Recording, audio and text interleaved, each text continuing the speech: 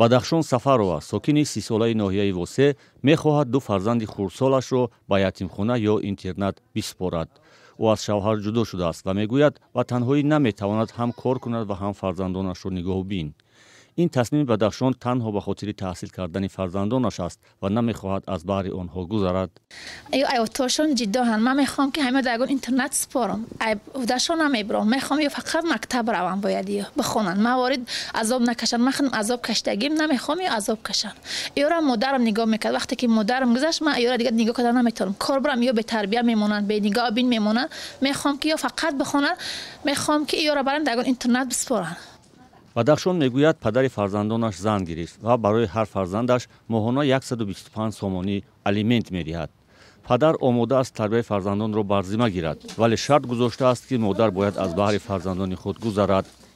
125 сом 250 сом дар як моҳ алимин мегирам.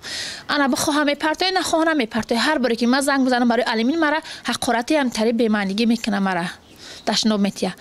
намепартоя басти хабаршон намегирам. ман роишон мекунам қабулшон намекунам. мегум гудакора биги зури ман намераса ӯ қабул намекунад гудакоша. меган не намегирам. бурдае биги хада нигоҳ биншон ка.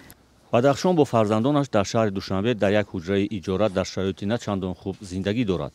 ӯ мактаб нахондааст ва савод ҳам надорад. аз ин рӯ намедонад ки чӣ гуна бояд ҳуҷҷат ҷамъоварӣ ва ба куҷо муроҷиат кунад. дар вазорати маорифи Тоҷикистон гуфтанд, тибқи низомнома кӯдаконе ба ятимхона қабул мешаванд ки ятими кул ё нимаятим ҳастанд ва бадахшон ҳам дар ҳоле метавонад фарзандонашро ба ятимхона супорад ки расман аз онҳо даст кашад, коре ки бадахшон онро намехоҳад.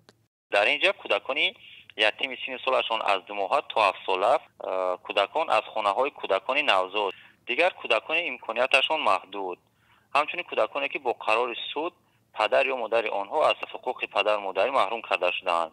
пошхӯрии оилаҳо ва маҳрум шудани фарзандон аз тарбияи яке аз волидайн солҳост ки аз мавзӯъҳои нигаронкунанда дар ҷомеаи Тоҷикистон аст. соли 2024 дар Тоҷикистон 9000 оила аз ҳам ҷудо шудаанд. ба иттилои мақомот танҳо дар соли 2023 дар пайи ҷудо шудани оилаҳо дар Тоҷикистон ҳудуди 11000 кӯдак нимаятим мондаанд. яъне ҳар рӯз 28 кӯдак аз тарбия ва оғӯши гарми падар ё модар маҳрум шудаанд ва барои модар ё падари танҳо имконияти ба парваришгоҳ ё интернат додани кӯдаконашон мавҷуд нест.